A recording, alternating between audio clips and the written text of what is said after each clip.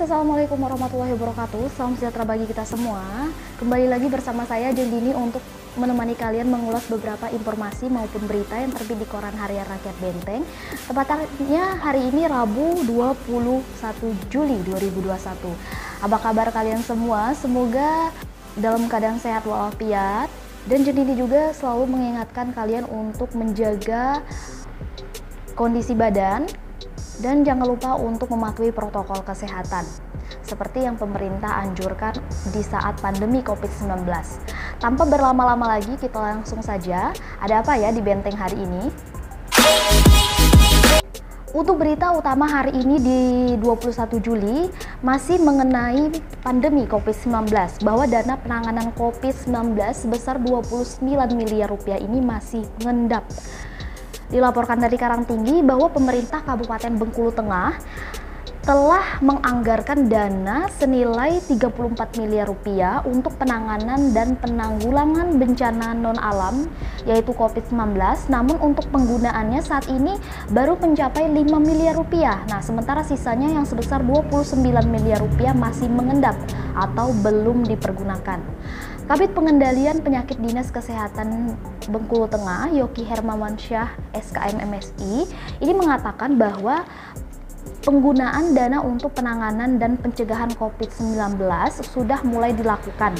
Di antaranya penggunaan berupa pembayaran insentif tenaga kesehatan untuk petugas vaksinator. Terus ada pembayaran petugas yang menangani pasien COVID-19 selama 3 bulan, sosialisasi dan kegiatan yang berhubungan dengan penanganan dan penanggulangan. Yoki juga menuturkan bahwa pihaknya hanya melakukan pengajuan untuk pencairan ke Badan Keuangan Daerah sesuai dengan dana yang dibutuhkan, termasuk saat ini segera diajukan dana untuk insentif pembayaran petugas yang menangani pasien COVID-19 untuk Januari hingga Juni. Sementara itu, Kepala BKD Benteng Weldo Kurnianto SEMM ini mengatakan jika terdapat informasi Bengkulu Tengah belum menganggarkan dana penanganan dan penanggulangan COVID-19, hal tersebut tidaklah benar. Nah, pasalnya bahwa Bengkulu Tengah sudah beberapa kali melakukan penyaluran dana untuk kegiatan penanggulangan. Berita selanjutnya masih dari halaman utama, yaitu berita mengenai Idul Adha. Sholat Id digelar dengan taat protokol kesehatan. Dilaporkan dari Karangtinggi bahwa mayoritas masyarakat di Kabupaten Bengkulu Tengah kemarin tetap menggelar sholat Idul Adha 1442 Hijriah meskipun dalam suasana pemberlakuan pembatasan kegiatan masyarakat atau PPKM.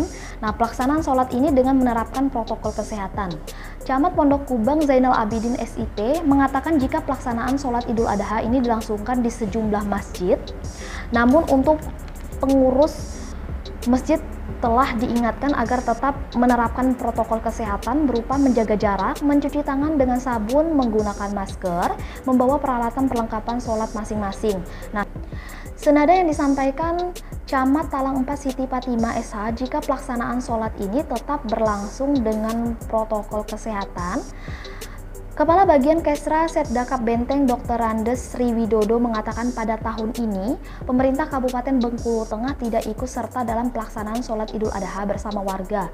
Hanya saja membagikan hewan kurban yang penyembelihannya dikembalikan kepada pengurus masing-masing di masjid.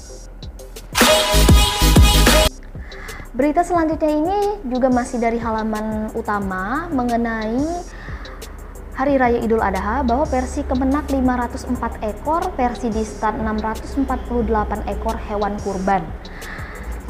Dari Karangtinggi, pada perayaan Hari Raya Idul Adha 1442 Hijriah yang kemarin dirayakan, terdata sebanyak 504 ekor hewan yang dikurbankan di wilayah Kabupaten Bengkulu Tengah versi Kementerian Agama. Rinciannya itu ada 8 ekor kerbau, 183 ekor sapi, dan 313 ekor kambing atau domba. Nah, jumlah ini mengalami penurunan dari tahun lalu yang mampu mencapai 533 ekor. Sementara versi Dinas Pertanian sebanyak 648 ekor hewan kurban, rinciannya itu 291 ekor sapi, 24 ekor kerbau, terus ada 323 ekor kambing dan 10 ekor domba. Kepala Kementerian Agama Benteng, Haji Sipuan SAGMM mengatakan dari data yang ada, jumlah hewan kurban yang terbanyak di Kecamatan Karangtinggi dengan total 106 ekor. Lalu Kecamatan Pondok Kelapa 92 ekor, Kecamatan Talang 4 69 ekor, serta Kecamatan Mergi Kelindang sebanyak 45 ekor. Adapun untuk penyembelihan mayoritas dilakukan di masjid-masjid.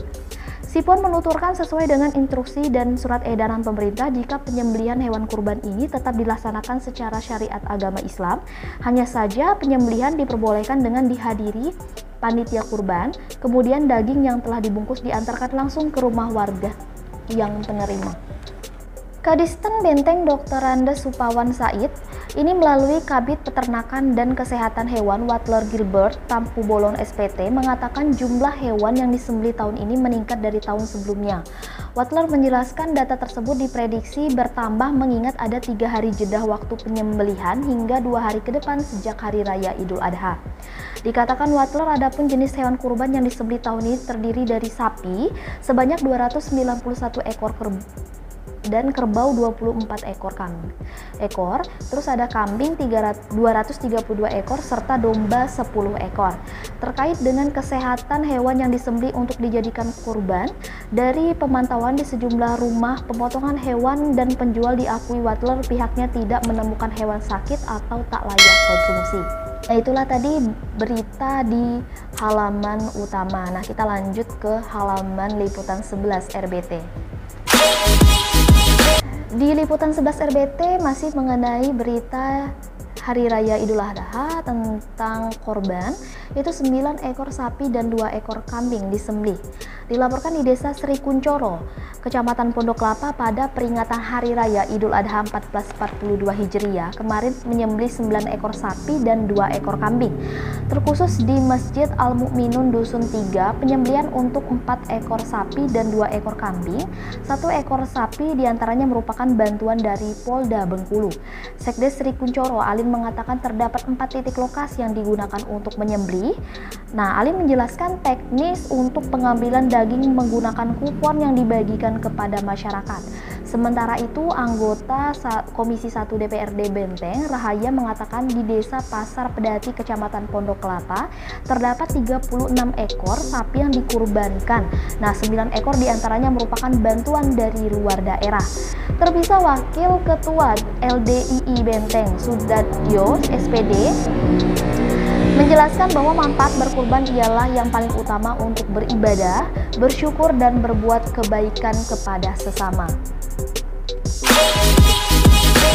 Nah, itulah tadi beberapa informasi maupun berita yang terbit di Koran Harian Rakyat Benteng, tepatnya hari ini Rabu 21 Juli 2021. Nah, untuk kalian yang ingin lebih lengkap lagi beritanya, yaitu jangan lupa untuk berlangganan koran dengan cara menghubungi karyawan yang bertugas atau datang langsung ke kantor Harian Rakyat Benteng. Tidak hanya itu saja, kalian juga bisa mengakses website kami di rakyatbenteng.com. Jangan lupa juga untuk follow semua media sosial kami dari Facebook, Twitter, maupun Instagram. Yang ini juga tetap bakal mengingatkan untuk kalian di luar sana untuk selalu mematuhi protokol kesehatan, memakai masker, mencuci tangan, dan menjaga jarak. Jangan lupa untuk like, share, dan komen, dan jangan lupa juga untuk subscribe. Aktifkan loncengnya agar setiap video yang kami upload kalian orang pertama yang menontonnya. Saya Jeng Dini dan kru yang bertugas mengucapkan terima kasih dan wassalamualaikum warahmatullahi wabarakatuh.